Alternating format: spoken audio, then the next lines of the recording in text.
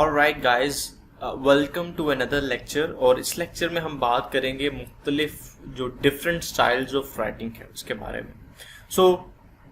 हर जो इंटरनेट पे जो चीज़ होती है, लिखी होती है, वो उसकी एक ख़ास टोन में लिखी होती है, ख़ास तरीके से लिखी होती है, ख़ास स्ट्रक्चर को फॉलो किया होता है उसमें उसको लिखने के लिए।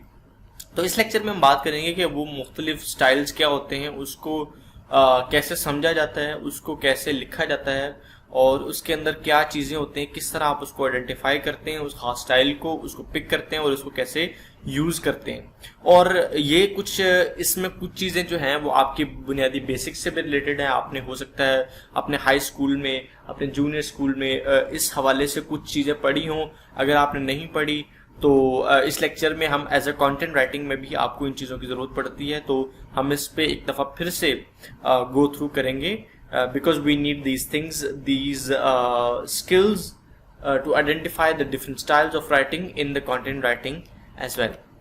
So without wasting our time, मुख्तलिफ जो स्टाइल्स होते हैं उस पे एक दफ़ा देख लेते हैं हम। एक ऑगमेंटेटिव स्टाइल होता है, एक डिस्क्रिप्टिव राइटिंग होती है, एक्सपोजिटरी राइटिंग होती है, नरेटिव राइटिंग होती है, क्रिएटिव राइटिंग होती है। ये 5 मुख्तलिफ स्टाइल्स हैं। बहुत ज़्यादा इन्हीं पे इनिसार किया जाता है और इसके अंदर भी कुछ ओवरलैपिंग है, हम उस पर भी बात करेंगे। So the first writing style that I want to talk about is argumentative writing. Argumentative writing जैसे कि वर्ड में ही पता चल रहा है, हम आर्गुमेंट करेंगे।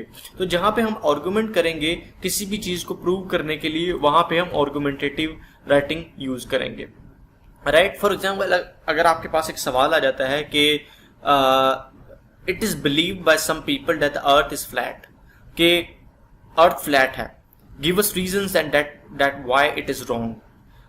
गिव अस रीजंस मतलब आपसे एक सवाल किया जा रहा है और अपने दलीलों की बेस पे, अपने रीजंस की बेस पे, अपनी लॉजिक की बेस पे, अपनी एग्जांपल्स की बेस पे आपने उसका जवाब देना है। राइट, तो इसके जवाब में जो आप चीज यूज करेंगे, उस जो स्टाइल यूज करेंगे, उसे ऑगमेंटेटिव स्टाइल कहते हैं। अगले सवाल देखते हैं, do you agree that cancer can be caused by ultraviolet radiation? Another question.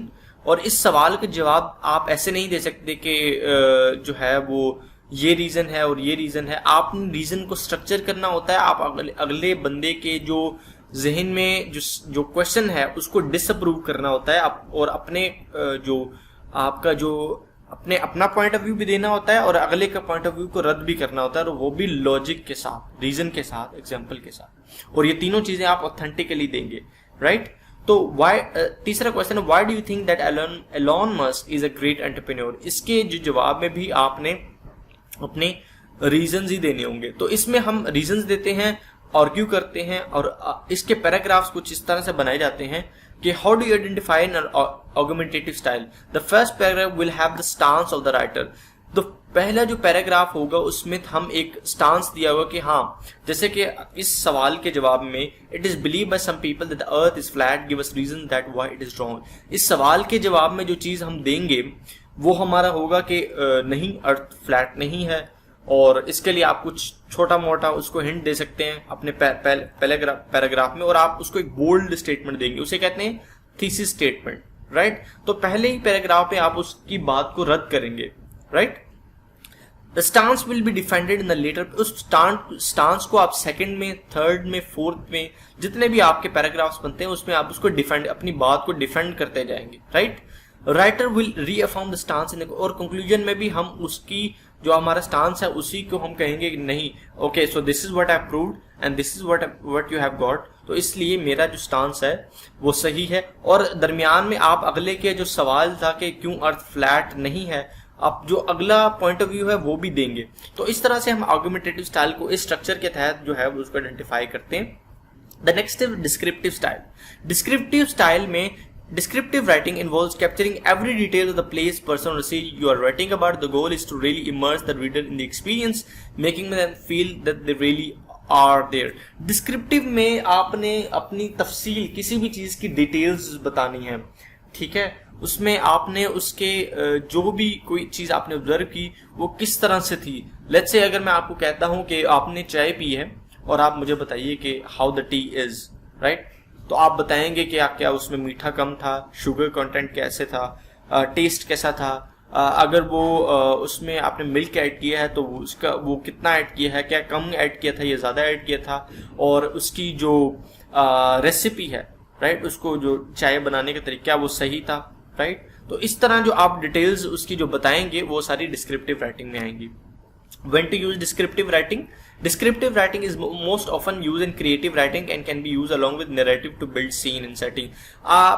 जैसे कि मैंने बताया कि इसमें कुछ हद तक जो है वो हम ओवरलैपिंग भी है इन राइटिंग स्टाइल्स की, लेकिन ऑर्गुमेंटेड, लेकिन डिस्क्रिप्टिव में आप जो है वो किसी भी चीज़ की तफसील बताएंगे।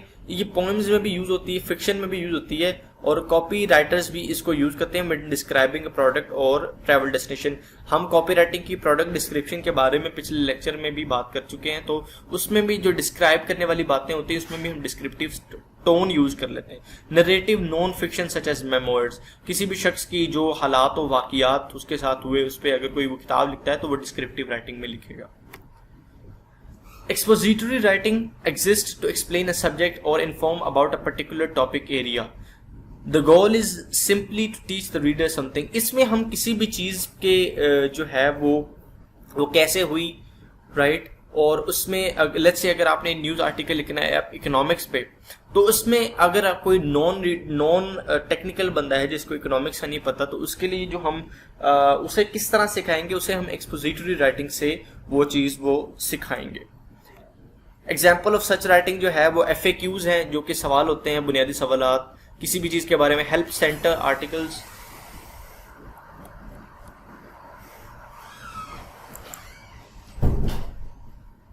हेल्प सेंटर जो आर्टिकल्स होते हैं, कोई भी FAQ पेजेस होते हैं। उसके अलावा टेक्स्ट बुक मटीरियल जो होता है वो हमारा सारा बेस कर रहा होता है। होल्ड ऑन अ सेकंड, इसको हम यहाँ पे कर लेते हैं, चलो ठीक है।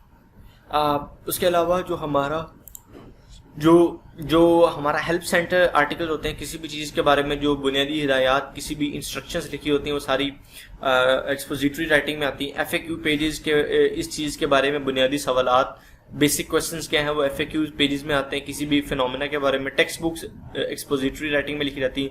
बिजनेस राइटिंग और ट्रेनिंग मटेरियल, जो कि लोगों की हेल्प, जो ट्रेनर्स होते हैं और जो इनका स्टाफ होता है, न्यूली हायर्ड एम्प्लॉइज होते हैं, उनकी जो मदद के लिए जो स्टाफ लिखा जाता है वो सारा एक्सपोजिटरी राइटिंग में लिखा जाता है, उनको इन्फॉर्म करने के लिए, उनको इस हवाले से इनलाइटन करने के लिए। नरेटिव राइटिंग में इसमें स्टोरी टेलिंग होती है। इसमें हम किसी भी चीज़ के अंदर जो है वो इसकी पहले हम डेफिनेशन पढ़ लेते हैं। Narrative writing story telling and it's most basic, it's all about sharing something that happens to a character. It can be an epic tale or a small anecdote. It can take span years of time or a few minutes. It can be fact or fiction.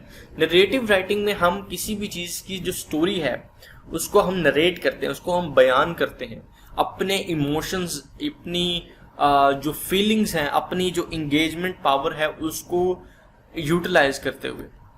तो इसकी example जो है वो memoirs भी हैं, creative essays भी हैं, feature stories भी हैं और प्रेजेंटेशंस भी हैं। लेकिन याद रहे नरेटिव राइटिंग के अंदर आपकी क्रिएटिव भी चीज़ें आ सकती हैं, और आपने जो आपको चीज़ें मालूम है, जैसे कि अगर आपको इकोनॉमिक्स पे या किसी भी आप लेट्स से इंटरनेशनल रिलेशंस पे आप एक आर्टिकल लिख रहे हैं, उसमें आप अपने इमोशंस भी डालेंगे, और अगर आप उसके अंदर जो है वो फैक्ट्स और फिगर्स और ये चीज़ें भी डाल रहे हैं जो कि उसके अंदर चाहिए ही चाहिए, तो फिर वो नरेटिव राइटिंग में आता है। नेक्स्ट है क्रिएटिव राइटिंग। इसमें क्रिएटिव राइटिंग में सिर्फ हमने खुद से वो चीज़ जो कि पहले नहीं लिखी गई, कोई भी ऐसी चीज़, उस चीज़ को बयां करना, उसको कहते हैं क्रिएटिव राइटिंग। ऐसी चीज़ जो पहले कभी लिखी नहीं किसी ने, या उस पर कभी कोई बात नहीं हुई। लेट्स से चार्ल्स डार्विन ने जो है वो जो सफ़र किया बैरी जहाज पे, और जो है वो अपने एवोल्यूशन पे जो किताब लिखी है, जहाँ मेंडल ने जो लॉज ऑफ जेनेटिक्स लिखे, उससे पहले जेनेटिक्स का किसी को नहीं पता था और एवोल्यूशन का किसी को कॉन्सेप्ट नहीं था। तो जो पहली किताब उस चीज़ पे लिखी गई, थ्योरी ऑफ एवोल्यूशन पे, या लॉज ऑफ सेग्रीगेशन और लॉज ऑफ मेंडल असॉर्टमेंट पे, इंडिपेंडेंट असॉर्टमेंट पे, तो ये सारी चीज़ें न्यू थी, ठीक है। इसी तरह रदरफोर्ड का मॉडल, बोर का मॉडल, ये सारी चीज़ें न्यू थी, और इस तरह की चीजें लिखना जो कि पहले ना हुई हो, वो क्रिएटिव राइटिंग में आता है। उसमें फिक्शन भी आती है, ह्यूमन राइटिंग भी आती है, पोइट्री भी आती है, क्रिएटिव नॉन फिक्शन भी आती है और डाटा जर्नलिज्म भी आता है। सो ये कुछ हमारे टोन्स हैं लिखने के। इनके बारे में बुनियादी बेसिक नो हाउ हमें होनी चाहिए, हमें पता होना चाहिए कि ये जो आर्टिकल है किस टोन में लिखा गया है। नॉर्मली जो रिव्यू आर्टिकल्स होते हैं उसके बारे में हम मजीद डिस्कस करेंगे, वो ज़्यादातर डिस्क्रिप्टिव राइटिंग में आते हैं, क्योंकि हमने किसी चीज़ को डिस्क्राइब करना होता है, और जिसमें हमने किसी चीज़ को प्रूव करना होता है वो आर्गुमेंटेटिव में आता है, जिसमें हमने किसी चीज़ को हमने एक बिल्कुल आर्टिस्टिक टच देना होता है वो क्रिएटिव में आता है, और नरेटिव में हमने उस पर इमोशंस भी ऐड करने हैं और अपनी कहानी भी बयान करनी है। और एक्सपोजिटरी में हम हेल्पिंग मटेरियल या किसी भी चीज़ के बारे में किसी को इन्फॉर्म करने के लिए जो मटेरियल लिखते हैं वो एक्सपोजिटरी के बारे में आता है। तो ये कुछ 3-4 चीज़ें हैं, बस आपको वो समझने की ज़रूरत है। एक दफ़ा आप इसे गो थ्रू जब लेक्चर के बाद एक दफ़ा फिर से इस चीज़ को समझेंगे, इस पर एक दफ़ा फिर खुद पढ़ेंगे, तो इंशाल्लाह आपको you will be able to know a better, you will be able to develop a better comprehension of this concept, because ये बहुत आसान है, ये बहुत सिंपल है, इसमें कोई कॉम्प्लिकेशंस नहीं है। आप में से बहुत सारे लोगों को इस चीज़ का पहले से ही आपको आइडिया होगा कि ये क्या होती है टोन्स ऑफ राइटिंग, और हम में से बहुत सारे लोग इस चीज़ को पहले से ही ऑब्जर्व करते रहते होंगे, और हम ऑब्जर्व तो करते ही हैं लेकिन अब इन्फॉर्म्ड रीडिंग हम करेंगे बिकॉज हमने कंटेंट राइटिंग करनी है। So that's all about this lecture and see you guys in the next lecture.